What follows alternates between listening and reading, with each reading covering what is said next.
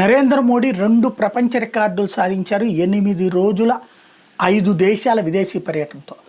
అత్యధిక పురస్కారాలు ఏది దేశం యొక్క విశిష్ట పురస్కారాలు పొందినటువంటి ప్రధానమంత్రిగా, అంటే మన భారతరత్న టైప్ అనమాట. అట్లాగా ఇప్పుడు తాజాగా ఏదైతే